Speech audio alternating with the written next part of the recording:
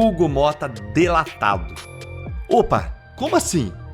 Acusação de cobrança de propina, suborno contra Hugo Mota na mesma semana do jantar de Moraes?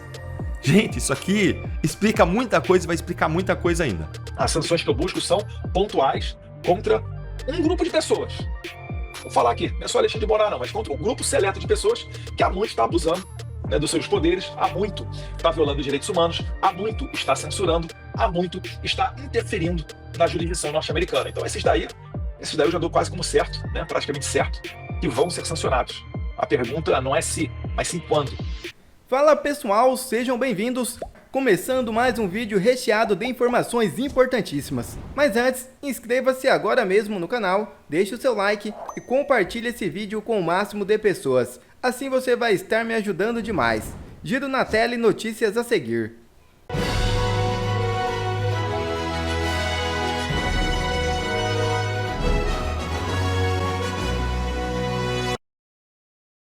Mota oficializa afastamento de Eduardo Bolsonaro para ficar nos Estados Unidos. É isso mesmo. Eduardo Bolsonaro pediu 2 dias para tratamento de saúde e 120 dias de licença. No período, ele permanecerá nos Estados Unidos. O presidente da Câmara dos Deputados, Hugo Mota, acatou o pedido de afastamento apresentado pelo deputado federal Eduardo Bolsonaro. O filho 03 do ex-presidente Jair Bolsonaro anunciou nesta semana que permaneceria nos Estados Unidos e se licenciaria do mandato. Em ofício, Eduardo Bolsonaro apresentou 2 pedidos ao presidente da casa. O primeiro deles de licença para tratamento de saúde por 2 dias, a partir da última quinta-feira, o que abonaria falta na sessão deliberativa que aprovou o orçamento de 2025. O segundo pedido seria uma licença de 120 dias a partir deste sábado. Mota deferiu ambos os pedidos e determinou a convocação do suplente de Eduardo Bolsonaro, missionário José Olímpio, para ocupar a cadeira na ausência do parlamentar. No site da Câmara dos Deputados já consta que Eduardo Bolsonaro não está em exercício. Na última terça-feira, Eduardo Bolsonaro anunciou que permaneceria nos Estados Unidos e tiraria licença do mandato parlamentar na Câmara. Em pronunciamento, ele alegou que a decisão seria uma forma de focar em buscar as justas punições para Alexandre de Moraes e a sua Gestapo da Polícia Federal. E voltando a falar sobre Hugo Mota, está explicado o porquê da sua mudança tão repentina de posição. Deltan Dallagnol explica. Você não vai acreditar na razão secreta da mudança de opinião do Hugo Mota, que era defensor da anistia aos presos do 8 de janeiro, e de repente ele passou a repetir as narrativas do Alexandre de Moraes e do STF. Gente, foi uma mudança da água pro vinho. Por que aconteceu essa mudança? Eu vou te contar a razão secreta e ela vai te ajudar a entender como que ele vai se comportar ao longo dos próximos 2 anos. Você já deve ter visto aqui o vídeo do presidente da Câmara, o Hugo Mota, dizendo que não tem censura, não tem perseguição política, não existem exilados e nem presos políticos no Brasil, o que é um escárnio. E esse vídeo que é dessa semana é uma mudança de posição, porque antes, logo depois de ele ter sido eleito, ele tinha se posicionado de modo completamente diferente. Olha, se você ainda não viu ainda essa mudança de posição, eu vou deixar na tela aqui no final e na descrição um vídeo sobre isso aqui do canal. Mas muita gente se perguntou, por que Hugo Mota mudou da água para o vinho assim? E eu vou te dar 2 razões. E a segunda delas vai deixar você aí de queixo caído. Vai ajudar você a entender como que o Hugo Mota vai se comportar nos próximos 2 anos. Então assiste aqui que vale muito a pena, ajuda você a entender o Brasil. Bom, a primeira razão foi aquele jantar obsceno na casa do ministro Alexandre de Moraes, como eu contei aqui no meu artigo da Gazeta do Povo, olha aí, que foi o artigo mais lido e mais comentado do site na quinta-feira. Dá uma olhadinha aqui comigo, ó. Acompanha aí, ó. Um dia antes do triplo twist carpado discursivo do Hugo Mota, um jantar obsceno acontecia em Brasília. Na casa do ministro Alexandre de Moraes, do STF, o ex-presidente do Senado, Rodrigo Pacheco, foi homenageado, talvez pela sua omissão em pautar o impeachment dos ministros do Supremo. Compareceram ao jantar ainda o vice-presidente Geraldo Alckmin, o procurador-geral da República, Paulo Gonet, o chefe da Polícia Federal, André Rodrigues, e quase metade dos ministros do Superior Tribunal de Justiça. Quem mais estava lá? Hugo Mota e, é claro, Davi Alcolumbre, os presidentes da Câmara e do Senado, respectivamente. Gente, só aqui a gente tem quem vai julgar o Bolsonaro, quem investigou o caso Bolsonaro, quem apresentou a acusação do caso Bolsonaro. o ministro Alexandre de Moraes, o chefe da PF, Andrei Rodrigues, o PGR, Paulo Gonet. E quem vai julgar o Moraes, ele tá jantando aqui com o vice-presidente do inimigo político do réu, com o Alckmin. Mas bora seguir aqui porque piora. São poderes da União independentes e harmônicos entre si, legislativo, executivo e judiciário. Isso é o que diz o artigo 2º da Constituição Federal. Deve ser desse tipo de convescote que a Constituição estava falando, né? Porque sabe quem mais estava lá? 8 dos 11 ministros do STF. Além do próprio Moraes, estava lá o Gilmar Mendes, o Dias Toffoli, o Luiz Fux, o Edson Fachin, o Flávio Dino, Nunes Marques e Barroso. O jantar foi descrito pela imprensa nacional como uma demonstração de força, poder e prestígio de Moraes, evidenciando a amplitude dos laços do ministro com os 3 poderes, que deveriam ser independentes, mas como você vê aí, não tem nada disso.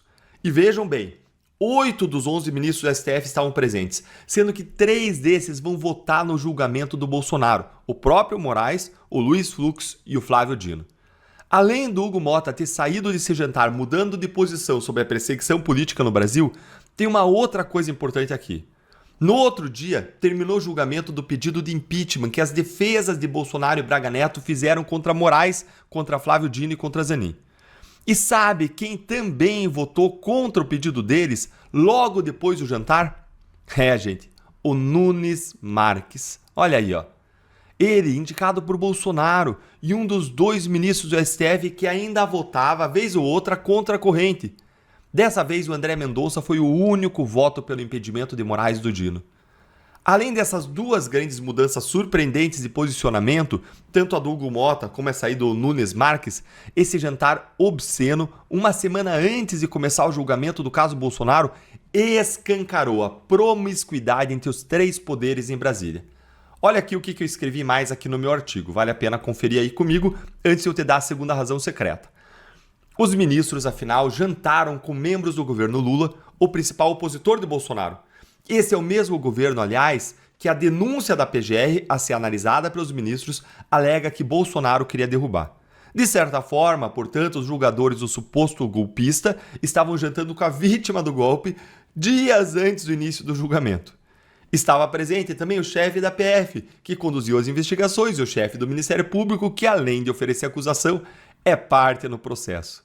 Calma, que eu ainda vou te mostrar a segunda razão estarrecedora para a mudança de posição do Hugo Motta. E vai curtindo o vídeo, mas deixa eu te perguntar, diante disso que eu mostrei, tem jeito de a sociedade brasileira acreditar que o Bolsonaro e os demais réus vão ter um julgamento justo com esse Supremo? Gente, é impossível, Além de ser impossível ter um julgamento justo, não aparenta ser justo. Uma coisa é ser ou não ser justo, outra coisa é parecer ou não justo.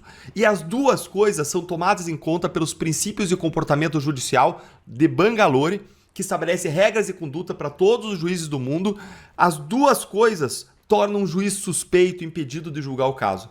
E falta aqui tanto justiça do julgamento quanto aparência de justiça. Aparência de imparcialidade. Gente, a esperança de nós termos um avanço na Câmara com a anistia, depois desse discurso vergonhoso do Hugo Motta, existe de alguma forma? Também não, ficou cada vez mais distante. A gente está num cenário sombrio. Mas como eu te disse, tem uma segunda razão secreta, que muita gente ainda não se atentou, que explica muita coisa. Dá uma olhadinha aqui, nisso aqui comigo, que vai cair o seu queixo. Olha aí. Empresário, vou até aumentar a letra aqui, ó, para todo mundo poder ver fácil. Ó. Empresário cita comissão de 10% para Hugo Motta por emenda. Veja vídeo. Hugo Motta delatado. Opa, como assim? Acusação de cobrança de propina, suborno contra Hugo Motta na mesma semana do jantar de Moraes? Gente, isso aqui explica muita coisa e vai explicar muita coisa ainda. Uma decisão da Justiça Federal da Paraíba, que condenou 3 pessoas por envolvimento em desvios de recursos de obras do interior do estado, cita mais um caso em que o presidente da Câmara dos Deputados, Hugo Motta, teria recebido valores para destinar emendas parlamentares. Tem um outro caso ainda que ele teria destinado emendas para a cidade que é governada como prefeito pelo próprio pai do Hugo Motta, tá? Mas tem mais esse caso aqui, que é um novo caso. Seria 10% que o deputado tinha cobrado. Ou seja, uma pessoa investigada, acusada, denunciou, delatou o Hugo Motta como alguém que pedia 10% do valor das emendas de volta. Lá na Câmara, a gente ouve que é muito comum os deputados pedirem uma volta da emenda, ou seja, eles têm dinheiro do orçamento para levar para suas cidades e vários deles chegam para os prefeitos, para os vereadores que querem 10% de volta. Dizem, se vire, dê um jeito e me devolvam 10% em espécie. É um jeito de roubar, de desviar dinheiro público, de praticar corrupção. E quem disse que o deputado estava cobrando 10% foi José Aloysio Machado da Costa Neto, em depoimento de 2017, anexado à sentença sobre o Hugo Motta. O empresário era ligado à empresa Só Constrói, que ganhou a obra em Malta, custeada em parte pela emenda do atual presidente da Câmara. Gente, isso aqui é um escândalo. Tá aí, gente. Uma acusação de corrupção, de recebimento de suborno, de propina, de dinheiro de emendas para obras públicas enviadas pelo próprio Motta, em que ele supostamente cobrava aí 10%. Isso surgindo exatamente na mesma semana do jantar na casa do Moraes. E quem é que vai investigar o Hugo Motta por corrupção nas emendas? Quem? A PF, cujo chefe estava lá no jantar do Moraes. E quem vai denunciar criminalmente o Motta por corrupção se houver provas? A PGR, o Paulo Gonet, o Procurador-Geral da República, que estava no jantar do Moraes. E quem que vai julgar o Hugo Motta? Os ministros supremos, sendo que 8 deles estavam lá no jantar do Moraes junto com o Hugo Motta. Todos esses atores são contra a anistia, fazem pressão contra a anistia. Quando eu fui contra a eleição do Hugo Motta e do Alcolumbre, eu disse que uma das razões para isso é que esses atores tinham suspeitas de crimes e eles seriam julgados pelo Supremo, então não me parecia o melhor caminho. Como é que a gente pode esperar agora que eles vão fazer uma vírgula, vão dizer um A contra a vontade do Supremo, seja para aprovar anistia, seja para abrir CPI de abuso de autoridade, seja para impeachment, seja para mudar as regras para escolha de ministro, seja para o que for? Tá aí, gente. Você então descobriu a razão secreta para a mudança de postura e de opinião de Hugo Motta, que mudou da água para o vinho do dia para a noite. Você concorda comigo? Conta aí para mim a sua opinião nos comentários. E em live nesta última sexta-feira, Eduardo Bolsonaro diz que espera sanções dos Estados Unidos contra Alexandre de Moraes e seus cúmplices. Não é mais questão de si, mas quando? Vai aumentando muito o custo de você manter um Alexandre de Moraes, né? Você já não pode se relacionar com ele. Você imagina só, você não tem receio de falar na internet? Você não tem receio, às vezes, de fazer um comentário em grupo de WhatsApp e isso ser considerado um ato antidemocrático, você cair no inquérito, etc.? Pode ter certeza que muita gente tem, né? Numa pesquisa recente, não sei exatamente qual instituto, Paulo Figueiredo fala muito, mais de 60% dos brasileiros falaram que tem receio, né, daquilo que postam na rede social, que pode dar margem a algum tipo de investigação, que podem ser perseguidos. Mais de 60% dos brasileiros, tá? Então daí você já tira a temperatura de que, do outro lado, ninguém vai querer se meter com um cara que está tomando a sanção dos Estados Unidos. Concorda comigo? Concorda comigo que vai ser um problemão? Às vezes você está aí, né, preocupado que está devendo, que está com o nome no Serasa, etc. Muito pior será a situação do Alexandre de Moraes, né? Ele não vai nem ter um cartãozinho Visa, um cartãozinho Master no nome dele para ele poder usar. Então, esse contexto todo ocorrendo, foi dado muita ênfase nesse projeto de lei do No Censorship, No Censors on Our Shore Act, porque esse foi o gancho que os parlamentares do PT falaram para dizer que eu estava trabalhando contra o Brasil. Inclusive, é muito comum nas matérias de jornal do pessoal da esquerda, os jornais de esquerda, né, esses 247 da vida, Revista Fórum, Carta Capital, eles falaram que eu estou trabalhando por sanções contra o Brasil. Mentira. Isso sim é uma desinformação. Eu não trabalho por sanções contra o Brasil. Em que pese eu achar que isso virá naturalmente por conta das pataquadas do Lula e da sua equipe de ministros totalmente ideológicos, nada diplomáticos, nada pragmáticos, que servem eu não sei a quem, mas não aos interesses brasileiros. E aí o Trump pode mandar sanção contra. E, quer dizer, já aumentou a tarifa do aço, deve vir tarifa aí também para o etanol brasileiro, porque ele está tentando readequar, né, balancear de novo essa balança de impostos que um produto americano que entra no Brasil paga cerca de 80% de tarifa, e o produto brasileiro que vai para lá, né, em média, não chega nem a 10% de tarifa a ser paga. Então o Trump está querendo equilibrar essa balança. Falar, calma aí, pessoal, o produto americano tem que ter uma colherzinha de chá, né? Tem que ter um tratamento igual, tem que ter uma reciprocidade, né? O vento que sopra lá, sopra cá. É só isso que o Trump está fazendo. Mas devido à falta de habilidade e, e demasiado ódio no coração, né, nessa política anti-americana do Lula, é provável que sigam essas tarifas aumentando contra o Brasil, né? E quem sabe até outras sanções. Porque eu vou lembrar, o Brasil recebeu navios já sancionados pelos Estados Unidos, né, navios de guerra do Irã, acusados de servirem a grupos terroristas. O Irã é todo, né, misturado, o governo dos ayatolás lá, com diversos grupos terroristas. Então, não se assustem se sanções realmente vierem contra o Brasil. E não vai ser culpa do Eduardo Bolsonaro, não, tá? Vai ser culpa do Lula. As sanções que eu busco são pontuais contra um grupo de pessoas. Vou falar aqui, não é só Alexandre de Moraes, não, mas contra um grupo seleto de pessoas que há muito está abusando, né, dos seus poderes, há muito está violando os direitos humanos, há muito está censurando, há muito está interferindo na jurisdição norte-americana. Então, esses daí eu já dou quase como certo, né, praticamente certo, que vão ser sancionados. A pergunta não é se, mas sim quando. Então, o pessoal do PT fez aquela narrativa toda, e o curioso, entre aspas, é que quando eles, na quinta-feira, que foi dia 27, eles mandaram a representação ao PGR e o Alexandre de Moraes avocou para si o caso do meu passaporte.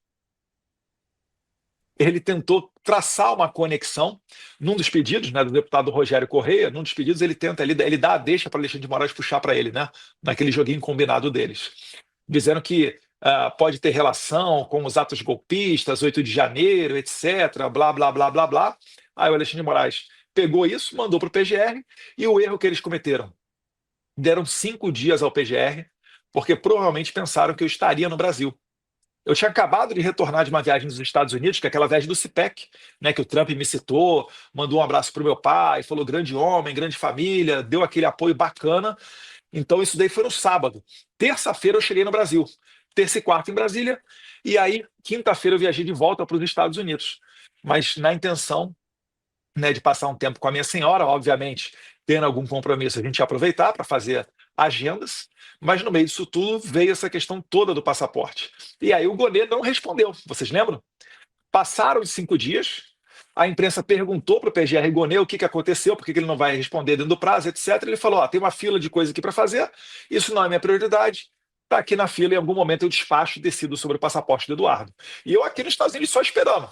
Aí estendi, né, a minha estadia, estava com voo para retornar para o Brasil depois do Carnaval, estendi o tempo que eu fiquei nos Estados Unidos, nada dele responder, e aí realmente fui conversando com a minha família e chegamos na decisão de ficar aqui, de não retornar. Por quê? Porque se eu retorno, gente, estava muito na cara que o Alexandre de Moraes ia pegar meu passaporte.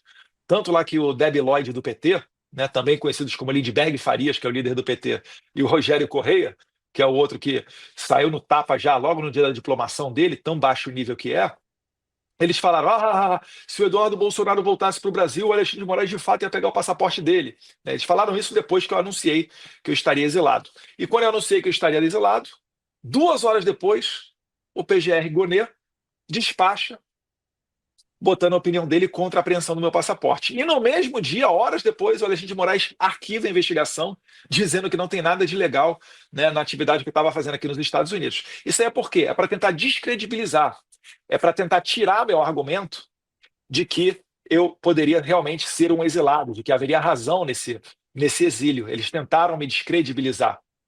Além do que, tentaram também mostrar que eles não estão nem aí para a lei, que eles decidem quando eles querem, ao gosto, à conveniência política de cada um deles. Gonê jogando juntinho com Alexandre de Moraes. Inclusive, Gonê está vendendo a alma ao diabo, né? Setembro vem a oportunidade dele renovar a sua estadia ali na PGR, então ele está fazendo tudo que interessa ao Lula, né? Mas não vai valer a pena. Entre criminosos não existe honra. Gonê, se for preciso, se tiver um cara melhor articulado politicamente que você, um cara que lamba mais as botas do Lula e o Alexandre de Moraes do que você, eles vão te descartar igual ou pior do que papel higiênico. O Stalin matava os caras que estavam do lado dele. O Stalin é a inspiração dessa rapaziada aí, não tem valor, né? O pessoal fala muito que o Gonê é um cara católico. Tá aparecendo muito, não. Quero ver como é que ele vai contar o seu ano de trabalho na festa de final de ano, né? No Natal, junto com a sua família. Então, isso tudo feito, estava na cara que eles iam pegar meu passaporte, e pegando meu passaporte, gente, eles iam me anular nos Estados Unidos.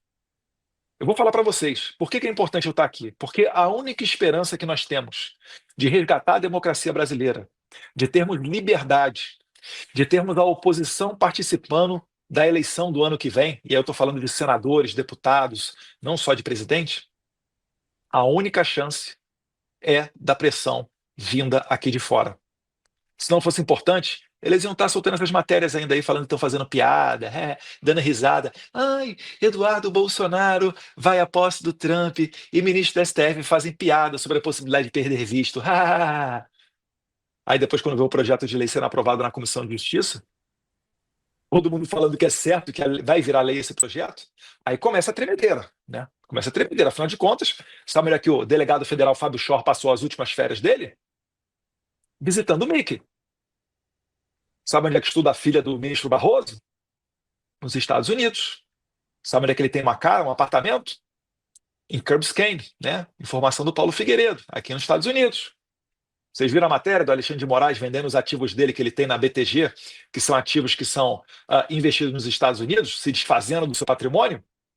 Inclusive, né, o Elon Musk perguntou, quando ele trocou uma bola ali com o senador de Utah, o Mike Lee, o Elon Musk pergunta, ué, o Alexandre de Moraes ele tem patrimônio aqui nos Estados Unidos? Alguém sabe de alguma coisa e tal, tal, tal? Vou te falar, não tá passando nem Wi-Fi. Quer ver mais conteúdos como esse? Então inscreva-se agora mesmo no canal e ative o sininho das notificações. Assim você não perde mais nenhum conteúdo que é postado aqui no canal. E também já deixe o seu like para o YouTube ajudar a divulgar o nosso trabalho. Fico por aqui e que Deus abençoe a todos. Brasil acima de tudo e Deus acima de todos.